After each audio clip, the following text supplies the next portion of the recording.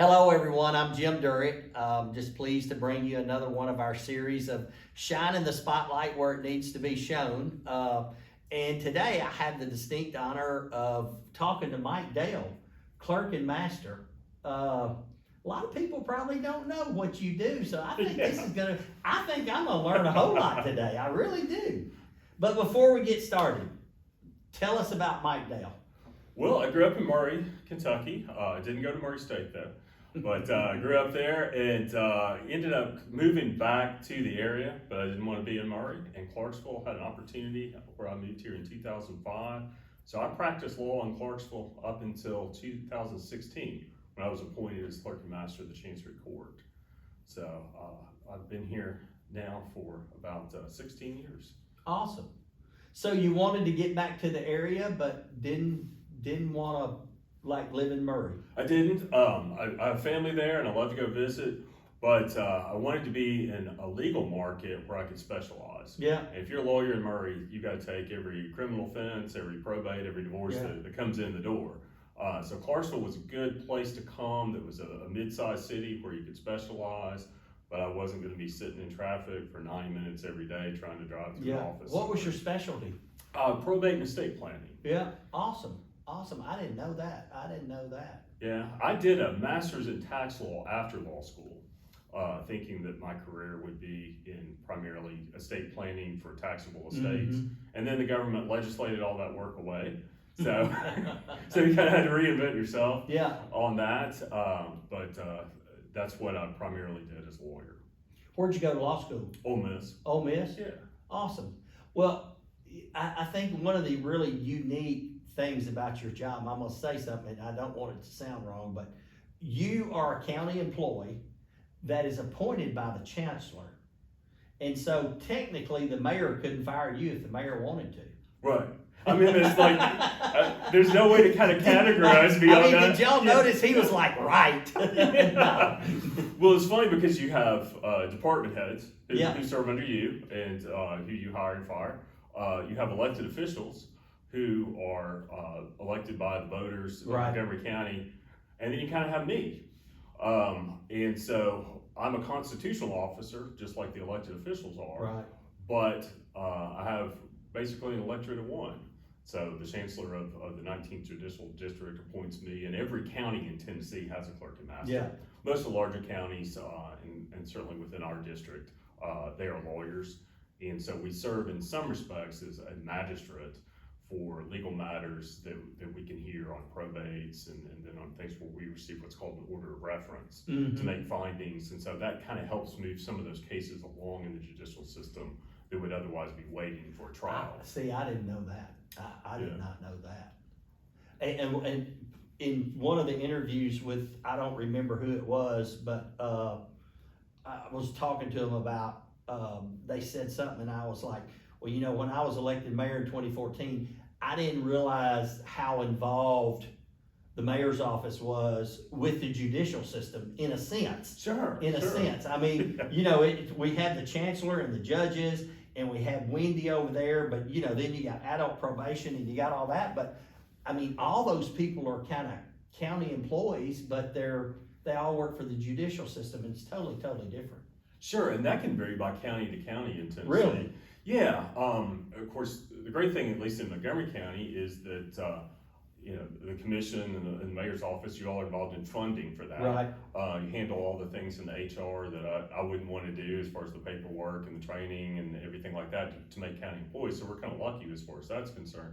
But there are counties in Tennessee where some of those offices, the judicial offices, are a fee-based only. So they have their own budgets based on what they collect from their filing fees and things, and they have to maintain all those kind of structural supports. They don't get the benefit of a county IT or an HR department or anything else like that. So that's kind of a good arrangement we have in Montgomery County. We give you all our money and then we just ask for it back. So what's a typical day look like for you, Mike? Well, of course, the title is clerk and master, and there are really kind of two main things with that. There's a clerk side, which is we're keeping the infrastructure running for the Chancery Court, the filings that come in, docketing, things that move along in the court case, lots of reporting to the state with regard to case dispositions And so that's kind of the clerk side of things.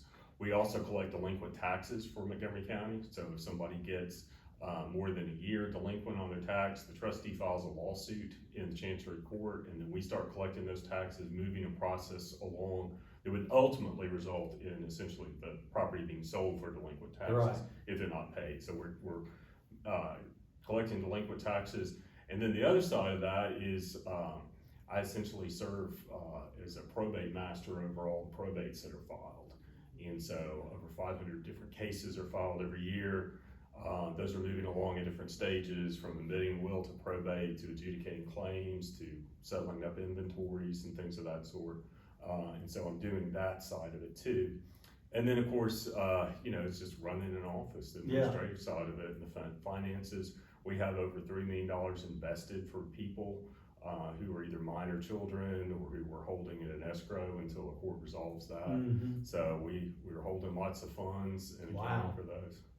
Wow. Yeah. So clerk is similar to the circuit court clerk role, but then the master is the probate side of it and all of that. That's right. Yeah. Wow. So, See, I didn't know that. Yeah. I was wondering, like, where did the term master come from? But I wish they changed that term. Maybe that would require a change to the Tennessee Constitution. Yeah. But, it's an interesting position in that respect because, of course, all the judges are popularly elected, either at the sessions level within Montgomery County or in the circuit and chancery level within the 19th judicial district, which we have Robertson County in that. But this is the only one of those positions, including the circuit court clerk and then all those judges, that doesn't have to stand for election. So you won't see my name on a yard sign anytime within the next few months. I'm very glad. So how many people you have work in your office? There are 10 of us total, and that includes me. So 9 employees, and we have some specializations, obviously within that, especially within accounting and everything. But with it being a small office, sometimes it's just all hands on deck, and everybody has to do whatever it is that's most pressing at the moment. And a very busy office too, isn't it? It is, and of course, we'll have these spikes of activities too. Yeah. And when people get their tax refund money, we tend to have a lot of divorce filings. Using their tax money to create a new life for themselves. And then, at other times we just, kind of have a spike in activity. Things. Deployments, coming back from deployments, those type things probably see spike in activity because divorces typically. Yeah, absolutely. Because, people have kind of had their life on hold while they've been away from that and having to catch up on a lot of things. What would you say would be some short-term challenges for your department? We are in the midst of a transition to new case management software. So all the software for what we do and how we account for things in the office is new. We have been up and running on it for a week. So believe me, most every day is a challenge just to get the things done that 2 weeks ago were so easy in an old system. Oh man! But that's just, that's just part of it. It's the transition system, and we will once we're up and running on it, it'll be great. Yeah. But those are kind of the short-term logistical transitions that just take a lot of time, and you don't find a mistake until something happens that points it out. And it's not like you can just put a sign up on your window saying, hey, we're closed to learn new software. I mean, it's coming in, it's still coming in at the same pace, but processing it is a lot longer probably in the beginning, and it's gotta be tough. Yeah, it's kind of just wondering every day when you go in, is everything gonna crash today? Or are we gonna look like idiots at the counter when we say, it's gonna be 30 minutes before we can get back up and running on something? But you're right, that's kind of the thing about government. You can't just put a sign on the door that says, we're closed for training or something else like that. We're open those times. We have to be accessible, obviously, as a court system to people who have to come in and file things, some of which could be on an emergency basis. Yeah. How difficult was it with COVID with your office? Well, there were parts of it that I was really glad I was in government and not in a private law firm again. For one thing, there was a great infrastructure already supporting with our IT department. Mm-hmm. They were amazing. They were right on with, in the same day if we requested something. Yeah. They were over there getting us up and running however we needed to do it, to move things in different locations. we were blessed too in that our office, as you know, is kind of configured behind a set of elevators and behind a loading it's dock. not one just big room. Right. And so we've Yeah. always complained that, we were kind of chopped up in all Yeah. these different areas and we weren't all in one big space. You were properly social distanced We- without even wanting to be. Absolutely. If somebody wanted a close contact in our office, it was their own choice. But that really worked out well for us too, Yeah. because it got us back into the office for things. And, compared to what some of my friends were dealing with who were in private law firms, they were writing checks for every bit of that IT work that they were having to do on that. They were having to figure out, whether they were gonna have business coming through the door, whether we were gonna have revenue and all of that. And it was a nice time to be in government in the sense that we had a great department to keep us up and running. Mhm. We were able to work through a lot of those kind of logistical challenges, and we had the financial stability to be able to fund those things and keep going. And I think something that's unique about the court system, and we hadn't interviewed anybody really that's worked over in the court system, but the state Supreme Court kind of dictated what you heard and what you didn't hear. That's right. I mean, and those were orders. It wouldn't matter if we had an order to open up the entire building and stuff. I mean, the state Supreme Court, and not even Governor Lee. Right. Yeah. Right. Yeah. So during COVID, we're working with local restrictions, state restrictions, and then state Supreme Court. Yeah, and I can tell you from a clerk's perspective, the Supreme Court said the clerk's offices have to be open. We have to have people accessing and able to get in there for, whatever it is on the circuit side. They may be adjudicating cases or criminal cases, so there can be somebody held. And so the clerk's offices couldn't close, but something about being in a courtroom, they said, well, the judges can't hear things. So we were kind of faced with being in between, not being able to hold court, but then our office was still expected to be open and operating in some kind of capacity. But the Supreme Court did give us quite a bit of flexibility as far as how we accepted filings and what we could do that wouldn't have been allowed under the rules before. So we were able to start accepting things by email. We could do more and more things electronically in the clerk's office. Yeah. Mike, is there like a clerk and master association, statewide association? There is, Yeah. And usually that includes, I think the ones that I attend it's clerk and master and circuit court clerk. Okay. For each. Okay. Because there is a lot of overlapping on that. Yeah. Chancery only has civil jurisdiction, so we don't hear any criminal matters unless there's something that's a contempt of a chancery order.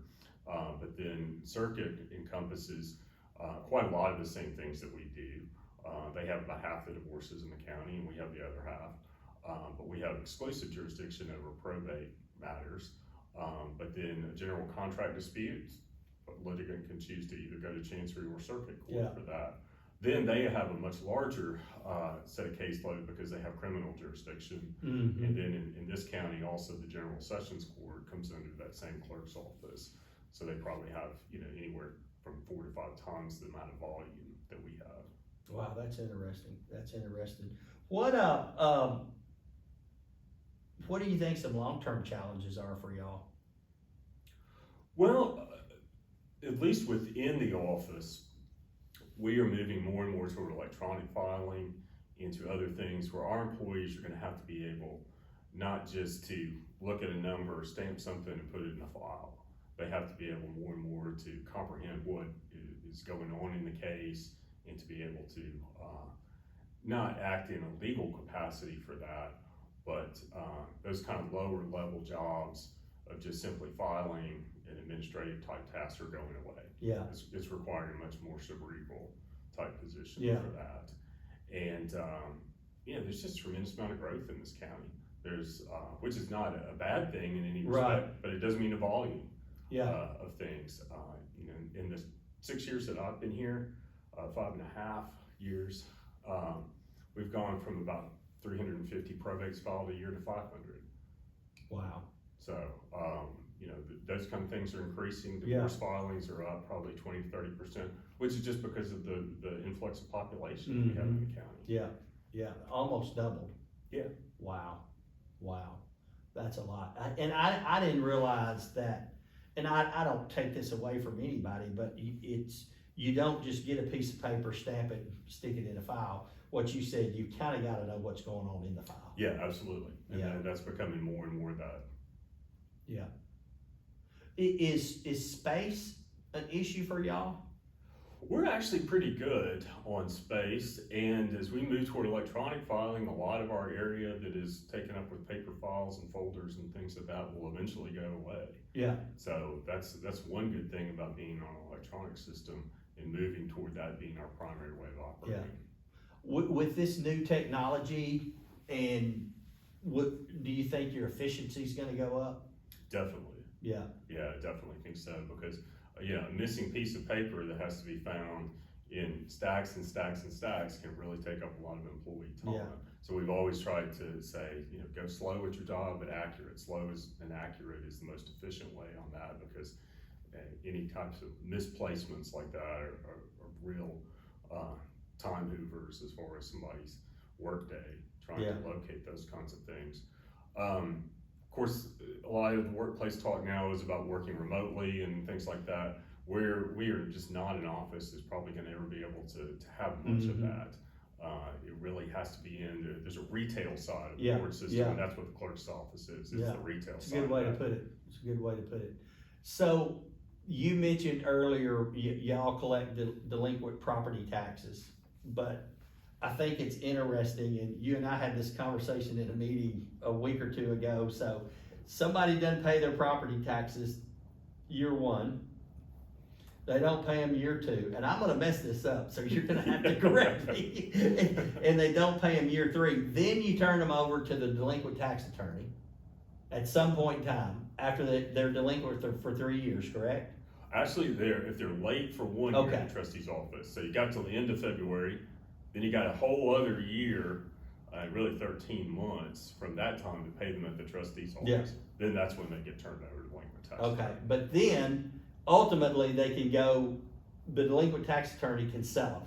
That's right, after about an 18-month process, once it gets to that stage. So you're 2.5 years past your due time. Yeah. Before that ever happens and gets And sold. then after they sell them, they can reclaim them. That's right, they got a 1-year redemption period where they do have to catch up on all their taxes, and then they have to pay an interest rate to the Right. purchaser at the delinquent tax Right. sale. So if you lose a property in that process, it's because you didn't face the music and come up with some way either to pay it or sell the property or borrow against it or raise Right. money in some way. I don't like going to sell somebody's property in that sense, especially when they're down on their luck or something, but there's an element of that says it's only fair because everybody has to pay their fair share of property taxes, and that's how we run things like, a highway department that puts out roads. Exactly. That's how we fund schools in this community, and all the other, public safety, all the other kind of infrastructure projects on that. So it's not as if you're 1 month late and all of a sudden, your property gets sold on that, but it is a process that says, somewhere along that way, you're gonna have to come up with a financial plan to get this. And I think for me, from my experience, when I see what's been sold at the tax sale, a lot of them are these little irregular parcels, or there's just a piece of property that somebody's just walked away from because they can't do anything with it. Terrain may be real bad or something like that. But you don't see a lot of just going out and buying or selling a big mansion that hadn't paid their property taxes. Yeah, absolutely. And of course, keep in mind, if somebody's got a mortgage on their house, even if they fall behind on their mortgage payments, that mortgage company is gonna come in and pay those taxes. They're not gonna let it get sold for back taxes on that. It seemed like a few years ago, especially, a lot of those small little parcels we were selling, you could tell that a developer had gone in and maybe this was the sinkhole. And so they just didn't pay taxes on the sinkhole. And hoping that way it would get lost in a delinquent tax sale. Well, the government doesn't have to take title to that remnant parcel if we don't want to. And so if it doesn't sell at the delinquent tax sale, then it can just go back to the way it was before. The other side of that too is that some of these properties may have been owned by people who died 50, 60 years ago. And their heirs inherited an interest, but they scattered away in different places. Maybe some older family member lived there and paid the taxes all these years, but they never got the real estate title to that cleared up. Right. They never bought out and consolidated all those types of interests. And so there have been times when we've contacted people to say, look, this is what you owe. We want to make sure that you know what's going to happen on this process. And they've said, we're glad on this process because no one's helping me pay the taxes on this property. I haven't lived there in 10, 15 years. Yeah. Nobody has, but we can't sell it because we haven't gone through the process to sell it in a real estate partition lawsuit. Right. So they're happy for it to be sold for delinquent taxes Yeah. in the perspective that they don't want to pay the taxes and they'd like to go ahead and get whatever amount they can. Right. Because if they can't sell it because they can't get a clear title because it may be an heir somewhere that they don't know about or something. And so, I mean, we've experienced that, we being Montgomery County, trying to buy a piece of property for animal control. Yeah, absolutely. It's kind of a last resort, but it does settle things up when you can't settle it a different way. Yeah. So what do you, raised in Murray, went off to school, Ole Miss, came back to Murray, didn't want to live in, nothing wrong with Murray, good people there. Yeah, but very good. wanted to live somewhere that you could specialize in something. So what would you tell somebody that's thinking about moving to Montgomery County? Why should they move here? There's a good quality of life here, I think. If you are not somebody who just wants to sit in traffic all day, if you're somebody who wants to buy an affordable, comfortable house, and particularly if you like the outdoors, there are great areas within the city. Yeah. And then there are great areas with LBL and all the state parks and everything that's around it. If you're into hiking or anything of that sort, this is a great place to have a base from it. Yeah. I used to live in a loft on Franklin Street, and it was fun because I could get up when I was still a runner in the morning and run from Franklin Street down to the Riverwalk, and I could be out in the woods in just a few minutes. Yeah. On the Greenway, and then just run right back home into the center of the city. Right. And shower up and then walk to work a block away. That's pretty cool. And it's a great quality of life that you just don't have if you're living in the suburbs somewhere and driving into a downtown area to work, if you're sitting in traffic. I didn't go to Nashville much during COVID, and I got really spoiled. And going back, I think I wouldn't sit on Old Hickory Boulevard for 90 minutes every morning and every afternoon to do any job. Yeah. Even a dream job. Yeah, I hear you. And I think we, the people that live here, we complain about, it takes me forever to get out to the mall, but it really doesn't. And you can be really anywhere in Clarksville pretty quick. Yeah. And I'll admit I'm spoiled now. I moved a mile away from the office, so I have a little bit longer of a commute. But I think there are those kind of choices you can make in a town like this that is just much more harder to make in a larger city. And then I certainly have nothing against small towns or small cities or that sort of thing, but you just don't have the type of financial opportunities that you have in a city like Clarksville. Yeah. What do you think's one of the gratifying things about your job? Well, I think it's on the front line of retail on that sometimes, and we're limited as what we can do to help somebody, but just kind of explaining what the legal process is. I can't go in and take one side over another with anything on that, but I think a lot of people, and you wouldn't expect them to know so much about what the legal system is, but they may have unrealistic expectations. You can't just come up to a counter and file for a divorce and then 10 minutes later get it back. Right. But just to kind of be able to explain to those things to people who are usually in some type of distress, they're wanting something from it, just kind of what that process is. Yeah. And then kind of educating on that. Yeah. I think it would be really important continuing in our schools to have good civics education. And that's not necessarily going to be about the technical side of the court system, but just kind of what to expect from your court system, what to expect from your government. Yeah, I mean, because most people probably don't think or want to be involved with the court system. Sure. And then if you get involved, you're you're walking into this unknown. And for y'all to be able to guide them through that has to be pretty gratifying. Yeah, it is, because a lot of times they're really scared of what's gonna happen, or they've never received this type of paperwork before, that a sheriff deputy or somebody else served them on that. And so just to kind of walk them through what that process is, that you have rights, and you'll have different stages in which your rights will be protected, and you'll have an opportunity to present your side on that, is a gratifying thing. You know, in most places, the courthouse is a really imposing building. It's something that probably was designed to look intimidating in a lot of communities. I think ours is a little bit more friendly than say the Nashville courthouse, which you know, just looks like it dropped out of the sky as a big block of concrete. But